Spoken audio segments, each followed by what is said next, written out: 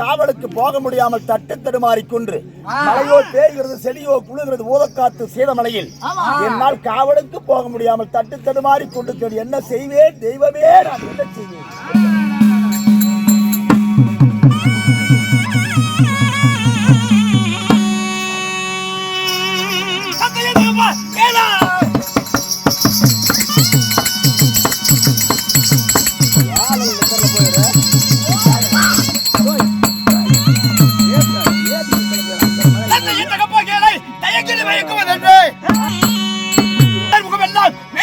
காரணம் என்ன?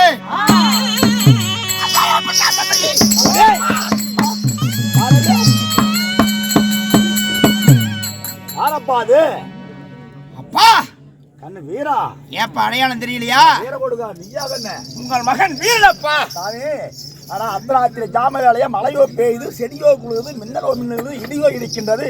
இந்த அர்த்தராத்திரி ஜாமலை நீ என்ன பங்கு பண்ற? அப்பா வேட்டையாடுவது பழக்கம். வேட்டையாடி வீடு பார்த்தால் என்னப்பா இது ஆச்சரியமாக இருக்கிறது. இந்த யாருமில்லா காலகத்திலே ஒன்றி ஒருவராக தன்னந்தனிமையிலே அப்படி அழுது புலம்பிக் கொண்டிருக்கிறீர்களே என்னப்பா விஷயம்? தன்னை வேற இல்லப்பா, நான் பண்ணை கட்டம்ல நாய்க்குமா இருங்க. அவருடைய மகளாகி பொம்மை அம்மா வயசுக்கு வந்துட்டான். வயசுக்கு வந்த நேரமும் ஆகாத நாளில் அவிட்டு மனசு நட்சத்திர தோஸ்தரம் வந்துக்கிறான். சரி, அப்படி நட்சத்திர தோஸ்தரம் வயசுக்கு வந்த புள்ள நாய்க்கியமான முகத்துல முடிக்க மாட்டாங்க. அந்த தோஷமானது ஊருக்காகாது, நாட்டுக்காகாது, நகரத்திற்காக, தாய்க்காக, தாய் மாமனுக்காகாது இருக்குது பஞ்சாயத்துல. சரி, ஊருக்கு அப்பால் இருக்கக்கூடிய வண்டினுடைய சுண்டலில் வனத்திலே 31 நாளைக்கு பச்சை ஓலை குடிசை கட்டி 31 நாளைக்கு அம்பிகை விரதம் பொம்மையம்மா இருந்து வந்தால் அந்த தோசை விலகும்னு பஞ்சாக ஜோசியர் சொல்லுகிறார். சரி, அதனால பொம்மையம்மா 31 காவல் அந்த ஊருக்கு அப்பால் வண்டினுடைய சுண்டலில் வனத்துல 30 நாள் காவல் தப்பாமல் காத்துட்டேன். ஒரே ஒரு ராத்திரி காவல், அந்த காவலுக்கு நானே தான் போய் ஆகணும். காவலுக்கு கடைசி இரவு ராத்திரி நீங்க போய் ஆகணும். ஆமா ஆமா. சரி, 30 காவல் நானே தான் இருந்தேன். ஒரு ராத்திரி காவலுக்கு குடிசையிலே சென்று கூலம் தண்ணி நான் குடித்து விட்டு மறுபடி வர்றமான்னு சொல்லிட்டு வீட்டுக்கு வந்து மறுபடியும் காவலுக்கு போகும்போது மழையோ பேய்கிறது செடியோ குழுங்கிறது ஊதக்காத்து சேத மலையில் என்னால் போக முடியாமல் தட்டு தடுமாறி கூட அப்படியே இங்கேயே உட்கார்ந்து விட்டேனப்பா. என்னடா செய்ய அப்பா? பொம்மையம்மாவுடைய குடிசை காவலுக்கு போக முடியவில்லையே என்பதற்காக அழுது புலம்புகிறாய். கவலை கொள்ள வேண்டாம். மைந்தன் நான் இருக்க மனகவலை தேவையில்லை. பிள்ளை நான் பிறந்திருக்க பேதகம் தேவையில்லை. அப்பா, உங்களுக்கு பிள்ளைக்கு பிள்ளையாக நீங்கள் இருக்க வேண்டிய ஒரு ராத்திரி காவலை உங்கள் மகன் நான் வீரன் நீங்கள் ஆணையிட்டால் நான் காவலுக்கு போய்விடுகிறேன்.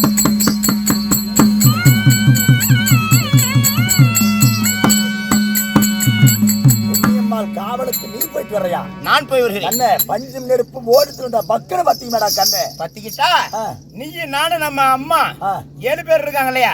அத்தனை பேர் சேர்ந்து குளிர் காயல வாப்பா. போயிருமாடா அப்பா.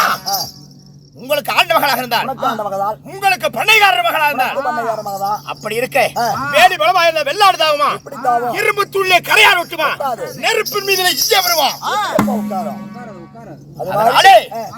உங்களுக்கு ஆண்ட மகளா இருந்தா எனக்கு ஆண்ட மகள் தான். அப்படிப்பட்ட பாதக புத்தி எல்லாம் எனக்கு கிடையாது. அப்பா, என்ன நம்பி அனுப்பலாம். காவலி போயமா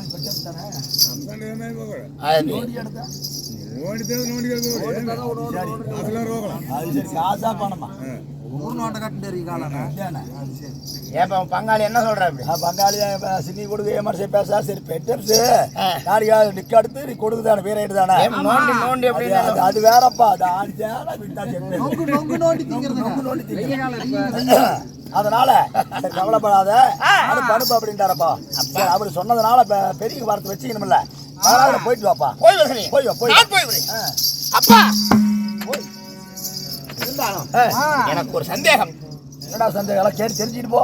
அப்பா, ஊத காத்து சீதமலை ஒய்யாரமாக பெய்கிறது. அப்பா, இங்கிருந்து தனிமையை நான் சென்று பொம்மையம்மாவுடைய ஒண்டி குடிசைக்கு காவலாக நான் இருக்க வேளையிலே மழையோ பெய்கிறது, இடியோ மின்னுகிறது. அந்த ஊத காத்திலே கடப்பவில் வெளிச்சத்திலே நான் நகா பாய்ந்து உமரும் பொழுது நடந்துட்டு போனதுக்கும் நகா பாய்ஞ்சு உட்கார்ந்து கணப்பை வெளிச்சதுக்கும் நல்ல கதை கதை கதைன்னு அப்படியே சூட்டுக்கு அப்படியே கண்ணுக்கு அசரிக்கையாக தூக்கம் வரும். ஆமா ஆமா அப்பா, அப்படி கண்ணுக்கு அசரிக்கையாக தூக்கம் வந்து விட்டால் அந்த தூக்கத்தை தப்பிக்கணும் அல்லவா அந்த நேரத்துல? ஆமா.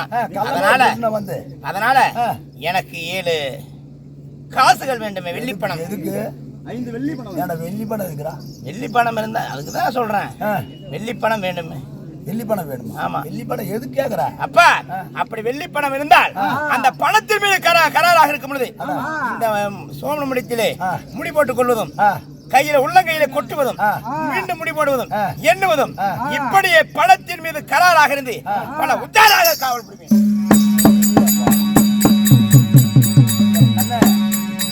வெள்ளி பணம் தர்றப்பா, செலவு பண்ணிடாத. நீ வெள்ளி பணத்தை வாங்கிட்டு போய் முன்னாளில் முடி போட்டு வச்சுக்கோ, தொலைச்சிடாத, செலவு பண்ணிடாத. ஆனால் உருமனு கத்தி உரையில போடாம, நின்ற கால் சோறாம, கண்ணல்ல சோறாம படிக்க நின்னங்க நின்றது நெடுங்காலம். மறுபடியும் அந்த அம்மா கூப்பிடும் போதெல்லாம் குரலை கொடுக்கணும். என்ன கூப்பிட? என்னன்னு? டே சக்கிலி மகனே இதம்மா இருக்கிற, டே மாதிக மகனே இதம்மா இருக்கிற, டே சக்கிலி மகனே இதம்மா இருக்கிற, டே மாதிக மகனே. உங்களையும் அப்படியாவது சொல்லுவானா? ஆமாப்பா, என்ன அப்படிதான் கொடுக்கலாம். டே சின்னாஞ்சக்கலி இதாம்மா இருக்கிற, டே சின்னாஞ்சக்கலி இதாம்மா இருக்கிற. சரி சரி, ஆக்கியிருப்போம் பொண்ணப்பா, உயர்த்த குலத்துல பிறந்தவங்க. இன்னொரு சந்தேகம். என்ன? அந்த பொம்மை அம்மாளுடைய குடிசை முன்னாடி நாம நின்றுட்டு இருக்கும் பொழுது ஒரு மழையானது வந்து விட்டால் நம்ம எங்கப்பா போய் ஒளியறது? அட அதை கேக்குறியா? அட திடீர்னு கனமா மழை வந்துருச்சுன்னு வச்சுக்கோ, குடிசை மேல கணப்பெளி தெரியுது இல்ல? ஆமா. அது ஒரு கொல்லிக்கட்டை எடுத்துக்க, காட்டிக்கிட்டே போனா கூப்பிடத்துல ஒரு ஆலாமரம். அந்த ஆலாமரத்துல பொரடு இருக்குது. அந்த பொரடுக்குள்ள நாளை மூக்கு நலையாம அப்படி தலை மட்டும் உள்ள விட்டுக்கும். ஏன் உடம்பு நலைச்சாடு சளி மூக்குல தாண்டா பிடிக்குது. மூக்கு அதனால மூக்கு நலையாம தலை மட்டும் உள்ள, மூக்கு நலையாது சளி பிடிக்காது. சளி மூக்குல தான் பிடிக்குது. ஆமா, அப்புறம் உடம்பு நலைஞ்ச சளி பிடிக்குமா? எங்க அப்பாவுடைய அறிவுக்கு என்னதான் பண்ணலாம்? 30 நாள் காவல் அப்படிதான் நான் இருந்தேன். மூக்கு நனையாம வச்சுக்கிறது. ஆமா. ஏப்பா அப்புறம் வீட்டுல வந்து மழை வந்து நாஞ்சு போயிட்டுனா மூக்கு நலையாம அங்க இருந்துட்டு அப்புறம் வெடிஞ்சு வந்து வீட்டுக்கு வந்தா பட்டசாலை ஒரு சரியா போயிடும். சளி சரியா போச்சு. சாராயத்திலேதான் வண்டி ஓடுது. அப்பா அப்படியே இருந்தாலும் ஒரு மழையானது பெய்து விட்டால் வீட்டுக்கு வெளியில் இருக்கிற கட்டில எடுத்து உள்ளார வைக்கிறதுக்குள்ளார சத நனைஞ்சு போயிடும். நனையறமா இல்லையா? ஆமா ஆமா ஆமா. நீதான் சொல்லு, நனையறமா இல்லையா? நனைஞ்சிடறோம். அப்படி நனையிற போது இங்கிருந்து கூப்பிடுற தூரம்னா அது எவ்வளவு தூரம்? இங்கிருந்து கூப்பிட்டா எவ்வளவு சத்தம் கேக்குது? அவ்வளவு தூரம்.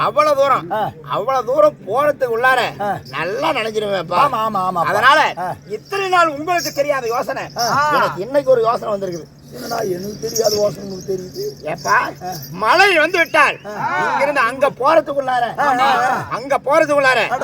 ஏப்பா அங்க பொம்மி அம்மாவோட அதாவது ஆலமரத்து பொருடுக்குள்ளார விடுற தலைய பொம்மி அம்மா குடிசை இரவாரத்துல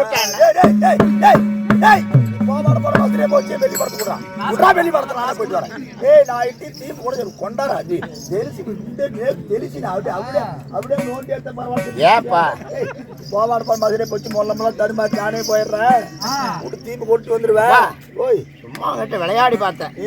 நாய்க்கு மாறுறா பில்லி சுடி விட்டு கொண்டு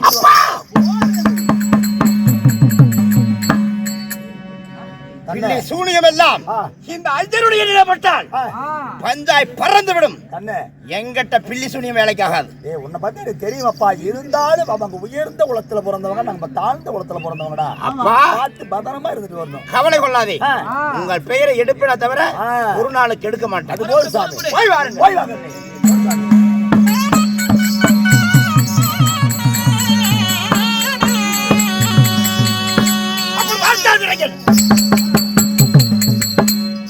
தந்தையாரிடத்தில் பெற்ற 5 வெள்ளி பணத்தை கொண்டு சேலத்து செம்புக செட்டியாரிடம் வாழாத பள்ளி, சூடாத புஷ்பம், செவ்வாது என்று சொல்லக்கூடிய வாசனாய திரவியங்களை எல்லாம் எடுத்து மேலே ஜம் என்று பூசிக்கொண்டு பொம்மி அம்மாளுடைய குடிசையுடைய காவலுக்கு போகின்றதற்காக